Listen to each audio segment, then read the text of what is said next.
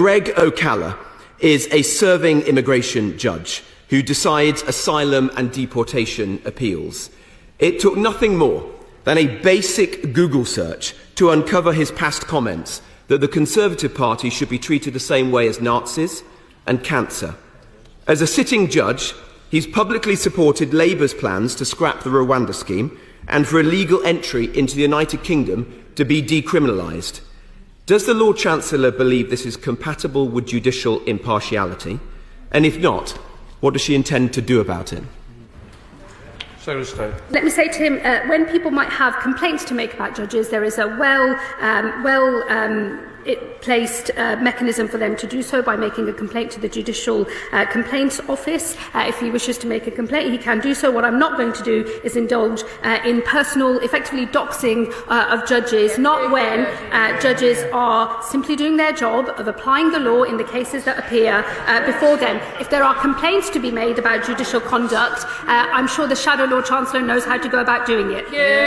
Can I just say we have to be careful on what we're doing, and we're not stepping into an area we should be. We're not meant to criticise judges, and this House wouldn't do so. And I'm sure we'd like to change the tone. Roy Jenrick. Well, Mr. Speaker, it is important that judges and the manner in which they are appointed is properly scrutinised in this House, and I won't shy away from that. Mr. Speaker, Helen Pitcher was forced to resign in disgrace as the chair of the Criminal Cases Review Commission after a formal panel found that she'd failed in her duties during one of the worst miscarriages of justice in recent memory. But she's still in charge of judicial appointments, despite judges appearing in the media every week now for their activism. Her commission has failed to conduct the most basic checks on potential judges, either out of sheer incompetence or out of sympathy with their hard-left open borders views. The commission is broken and is bringing the independence of the judiciary into disrepute. How much longer will it take for the Justice Secretary to act and to remove the chair of this commission from her position and defend the independence and reputation of the judiciary?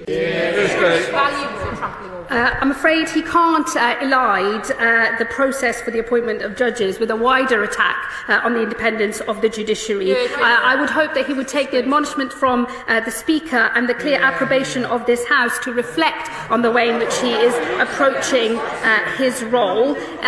If there are complaints to be made about judicial conduct, there is already a robust process in place to do so, and if the Shadow Chancellor wants to avail himself of that, I'm sure, given how active he is, he'll be happy to do so. What is completely improper is to take his position in this House to indulge in a wider attack of the judiciary at a time when we know that judicial security has been compromised.